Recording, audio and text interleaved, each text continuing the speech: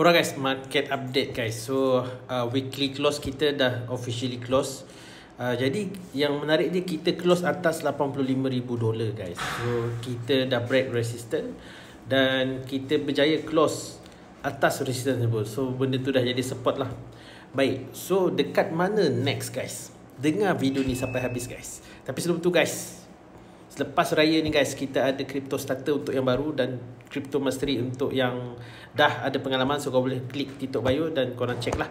Baik, kalau anda lihat alright, anda lihat market, cikgu ada gunakan satu indikator tau. Alright, indikator ni lah. Indikator ni untuk check market bottom. Alright, masa 76 hari tu weekly close kat situ kan, dekat situ keluar indikator market bottom lah guys. Alright, dekat situ market bottom. Okay, so market pun dah close atas 85k. So what's next adalah kita tunggu. Kalau this week boleh close atas 90k, nantinya kita dah boleh reclaim balik panic yang berlaku daripada 90 jatuh sampai 70 lebih.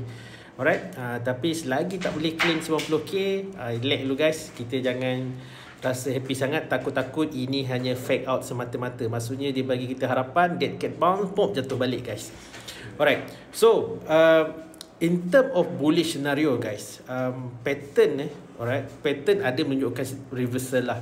Cuma untuk confirmation reversal tu, dia mesti kena break resistance, kena break the next resistance. Kena senang cerita, kena keep naik lah. Baik, tapi ada juga senario di mana pattern tersebut dia buat rising wedge guys. Takut dia jadi continuation bearish pattern. Yang ni adalah senario bearish guys.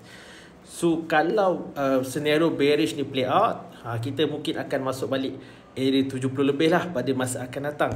Alright, itu kalau senario bearish. Tapi kalau senario bullish, alright, market akan break the next resistance. So 85k dah break. So the next close adalah 90k. Kalau boleh break kat sini, itu adalah bullish punya senario. Dan kalau kita lihat dari segi global liquidity index, memang market nampak nak reversal guys.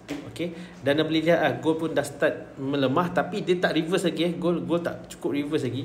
So kita as a Bitcoin memang kena tunggu sikit lah market crypto dia tunggu gold. Sebab selagi gold masih kuat, selagi tu dah market crypto ni tak akan kuat guys.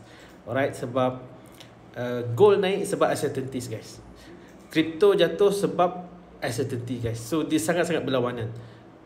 So kalau uncertainties tu dah hilang, gold dah mula turun, orang dah take profit, orang institution mungkin akan pindah dekat stock market, akan pindah dekat dalam crypto. So crypto dan stock market ni memang tengah tunggu giliran lah sekarang ni. Alright, so boleh komen pendapat anda. Adakah kita masih lagi bearish scenario? Adakah kita akan play into the bearish scenario ataupun dalam bullish scenario? Komen.